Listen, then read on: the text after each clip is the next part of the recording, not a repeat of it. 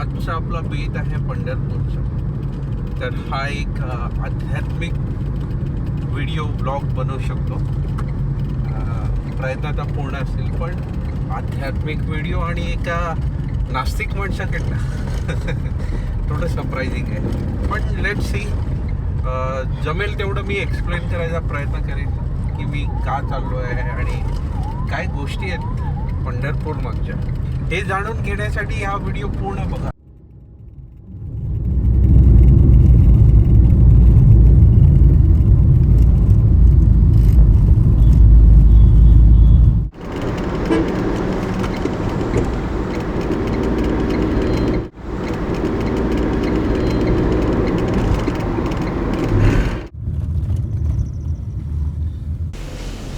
आम्ही साताऱ्याच्या इंटरनल रोडवरती म्हणजे आतल्या गावांमध्ये घुसलो आहोत आणि खूप सुंदर असं बाजूला हिरवीगार झाडं आणि छोटेसे रस्ते आहेत.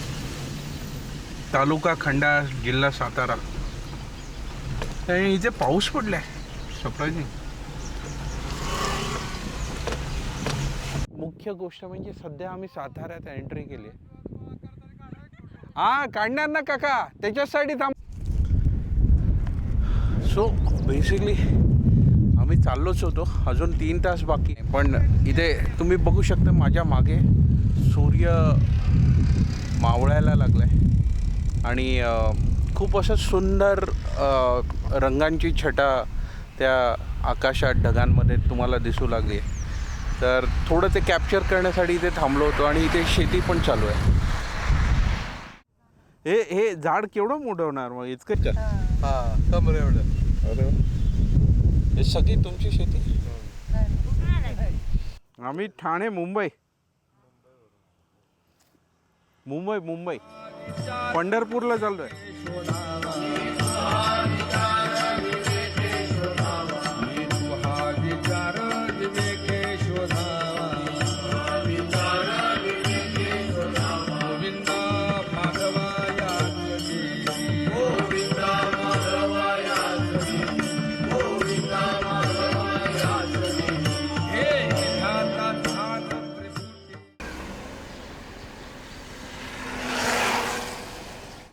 हाँ चल भाई, चलते हैं.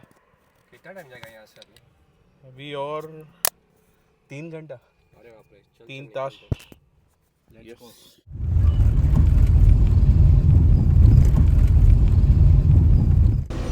क्या करना है वो मुंबई का लाइफस्टाइल. यहाँ पे शांति सुकून हो बस, और क्या है.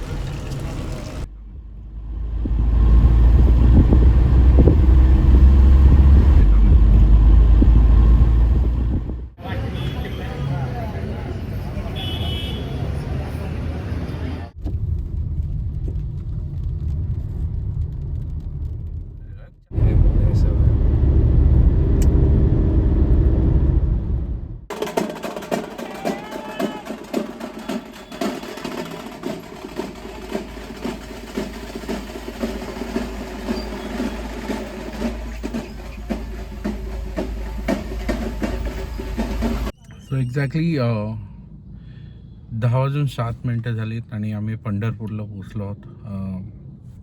6-6.5 तासाचा हा प्रवास होता. ओ सॉरी अबाउट दॅट. कॉल येतो आहे. सो 11:15 झालेत आणि लकीली भक्तिनिवासमध्ये एक रूम भेटली. आणि आता तुम्ही बघू शकता भक्तिनिवासचं प्रसादालय आहे आणि कोणच नाही, पण आम्हाला प्रसाद मिळणार आहे. जिग्नेश,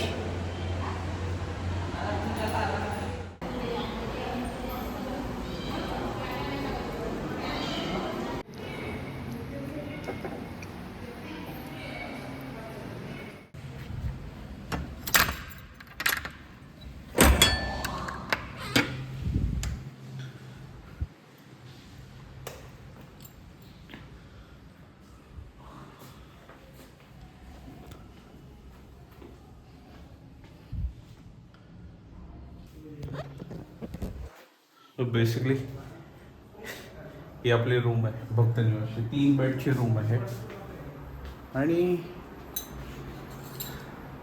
ॲज इट सेज भक्तनिवास ₹450-400 रुपयाची रूम, पण मस्त आहे, स्पेशियस आहे.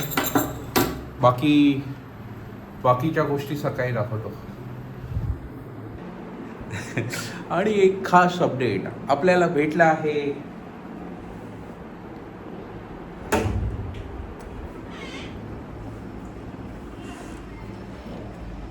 Balcony view. वा वा वा वा, लुक ॲट दिस. आता रात्र आहे, जास्त काही दिसत नाही. समोर सुंदर अशी मंदिर आहेत. बाकी तर अप्रतिम. आय मीन क्लीन आहे रूम. आणखी काय पाहिजे. इथे एक बेसिन पण आहे, मजा येईल. So see you tomorrow at बाप्पा.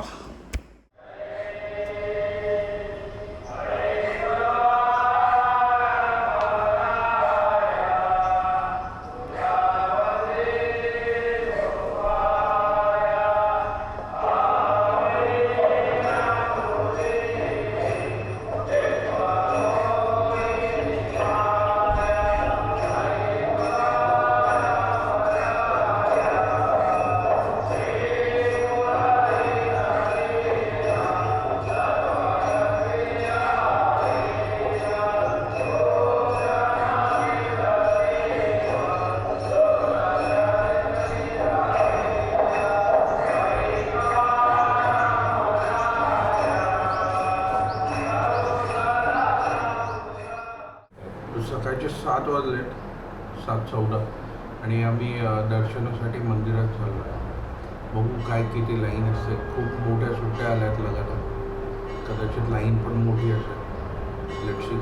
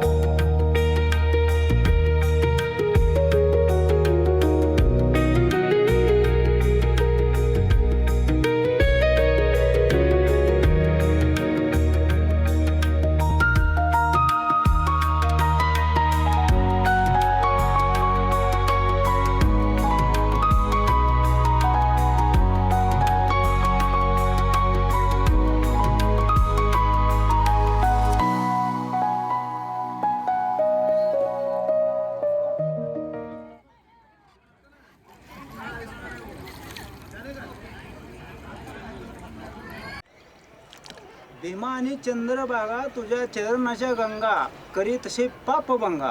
ह्या नदीमध्ये इंद्रदेवाचं सुद्धा पाप एक नंबर नष्ट झालेला. इंद्र आणि चंद्र इथे या लवदंड तीर्थापाशी आली ती आंघोळीसाठी.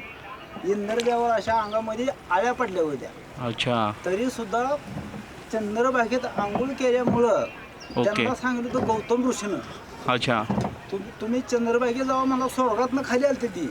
बरोबर. हा, म्हणून कशी नदीचं पाणी कधी घाण नसतं तुम्हाला. बरोबर बरोबर. कधी म्हणजे कधीच घाण नसणार. बरोबर. म्हणजे असं चांगलं आपलं वंगाळ वाटतं. हो हो, असं वाईट वाटतं, पण ते पाणी हातात घेतल्यानंतर तुम्हाला सांगतो एक नंबर.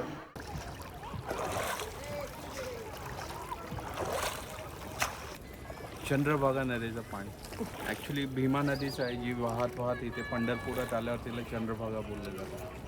खालती तर हिरवं वाटतं, पण ह्याच्यात बघा शुद्ध वाटतं एकदम. या ठिकाणी भरपूर संपूर्ण जंगल होते. ही चंद्रभागा सुद्धा नव्हती. ओके. हां, ही नदी आहे ना, हां. त्या टायमाला चंद्रभागाचं नाव नव्हती. कुंडलिकराया आई वडिलांची सेवा करत बसलेली बरोबर. त्या जंगलामध्ये. त्यावेळेस काय झालं, द्वारकेमध्ये राधिका कृष्णाच्या मांडीवरती जाऊन बसली. मला कृष्णाची बायको म्हणजे रुक्मिणी. ही कळीला नारद मुनी जे आहे ना, ते म्हणला रुक्मिणी माता मला तुम्ही घरीच म्हणला काय तरी करत बसलाय, मला काम धंदा. राधिका आणि देव म्हणून गप्पा हात बसले. त्यावेळेस रुक्मिणी माता येऊन समोरचं झाड दिसतं का, समोर पांढऱ्या बिल्डिंग बसलं झाड, हां. तिथं रुक्मिणीचं मंदिर आहे. ओके. ओरेने रुक्मिणी. अच्छा. ती रुक्मिणी त्या दिंडेरी वनात रुसून बसली. हां, त्यावेळेस श्रीकृष्ण भगवंत राजा रुक्मिणीला शोधत आले. 1000 वर्ष गोपाळपुरामध्ये राहिले. मग त्यावेळेस सत्ययुग होता, परत ही कलियुग लागला. मग त्यावेळेस देवाला अवतार बदल काढणार. मग ही पांडुरंगाचा अवतार घेऊन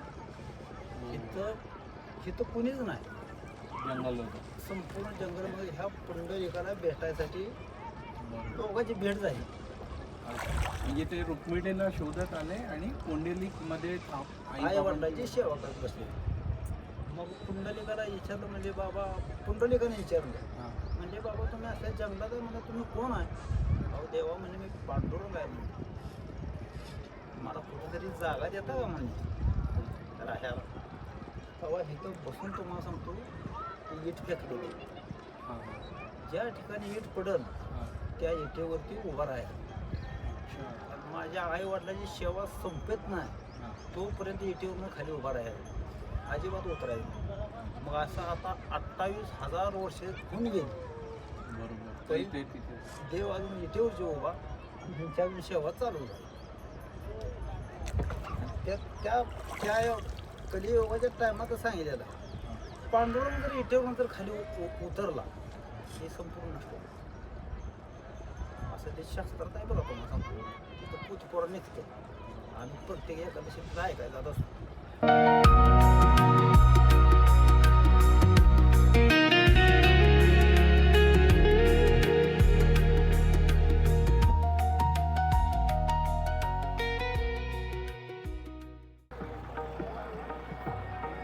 सो 9:30 वाजले आणि आमचं विठोबारायांचं दर्शन झालं आहे. सकाळी 7-7:30ला आम्ही रांग लावलेली, 2 तासाची रांग होती, पण पायांना हात लावून जे दर्शन भेटलं आहे ना, म्हणजे तो अनुभव शब्दात वर्णन करणे खूप कठीण आहे. तर जसं काल मी सांगितलं की तसं बघायला गेलं तर मी नास्तिकच आहे. म्हणजे देवाला मानतो, जे आईवडिलांनी वर्षानुवर्ष जी परंपरा रूढीरीती चालवल्या त्या मी फॉलो करतो, पण अंधश्रद्धेच्या आहारी जात नाही. पण पंढरपूर हे माझ्यासाठी एक खास आकर्षण आहे आणि त्यामागे अनेक गोष्टी आहेत. एक म्हणजे माझे अण्णा, म्हणजे वडिलांचे वडील, ते निस्सीम वारकरी होते.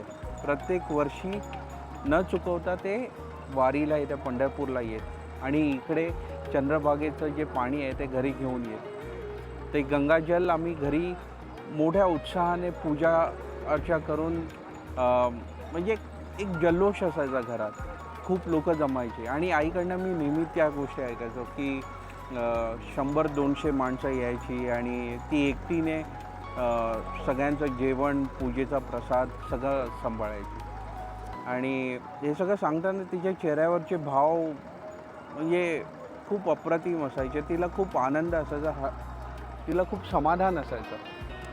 तर पण प्रत्यक्षात आई कधी इथे पंढरपूरला आलीच नव्हती. या सर्व गोष्टीच ती मला सांगायची आणि त्या तिच्या गोष्टींच्या माध्यमातून अनेकदा म्हणजे मी पंढरपूरचं दर्शन घेतलं होतं. आणि योगायोगाने 10-12 वर्षा अगोदर जेव्हा मी गाडी विकत घेतली तेव्हा अचानक विदाऊट एनी प्लॅनिंग आम्ही इथे पंढरपूरला आलो आणि इन अ सेम वे 2 तास त्या रांगेत उभं राहून असं जेव्हा आपण विठ्ठलाच्या पायाला चरणांना स्पर्श करून त्याच्या पादुकांना स्पर्श करून दर्शन घेतो तो आनंद आईचा म्हणजे एक वेगळाच अनुभव होता. ती तो आनंद आवर्जून सगळ्यांना सांगत असे. म्हणजे कोणी तिला विचारलं की आता मुलगा तुम्हाला इतका फिरवतो पण सगळ्यात चांगली आठवण तुमची काय, तर ती न विसरता पंढरपूरची तिची जो प्रवासाची आठवण आहे ती सांगत असते आणि तिचे डोळे भरून येत असतात. तर आज 12 वर्षानंतर मी पुन्हा इथे आलो आणि मी तेच अनुभवतोय आज. बस हेच मला सांगायचं होतं. हीच ती गोष्ट आहे ज्याच्यासाठी मी इथे पंढरपूरला आलो, त्या अनुभव त्या आठवणी ताज्या करायला. आज मला माझ्या माऊलीची आठवण येत होती म्हणून मी या माऊलीच्या पाया पडायला आलो. थँक्यू.